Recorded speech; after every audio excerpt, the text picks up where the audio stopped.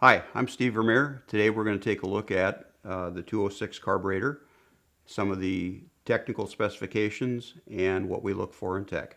Initially, we're going to be looking for the identifiers on the carburetor, which would be logo, in this case a Walbro, and then there will be a calibration number on the body itself, or the Briggs & Stratton logo with the calibration number down here. The first step is going to be to disassemble the top half of the carburetor. We'll remove the cap, spring, and take the slide out.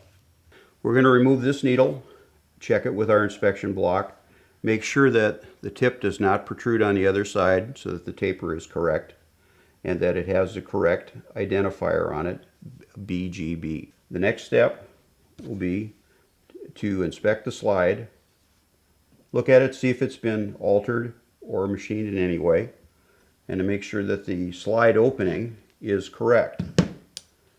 And to do that, we'll put it on a flat plate with a 75 thousandths pin gauge, and that cannot pass through under the bridge. Okay, the first thing we're going to do after we've removed the slide and some of the parts from the top is do a visual examination of the board to make sure there's no tool marks or any visual alterations. After that, we're going to start to inspect the hourglass, what we call the hourglass area, which is more of a figure-8 shape. It has a small waist in the center with a larger opening top and bottom.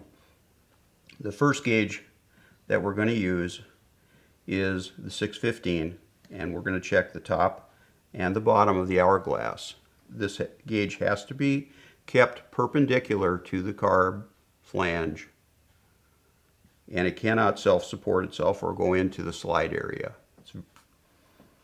The next check would be the 602, and that's going to go into the narrowest part of the hourglass. And again, that's a no-go. We'll flip the carb over and do the same checks from the front side. Again, the narrow part of the hourglass with the 602, the 615 in the top and the bottom, and the 792 on the vertical. The next check that we're going to do today is the throttle bore, and that is an 874 no-go. Again, this may not enter this area of the carburetor. We'll flip it over and do the choke, and that is a 1-inch 149 no-go. The next thing we're going to look at will be the air pickoff, and that is a 57 must go and a 61 no go. Okay, our last check is going to be the idle fuel passage, and that is a 38 thousandths maximum, so we'll be using a 39 thousandths no go.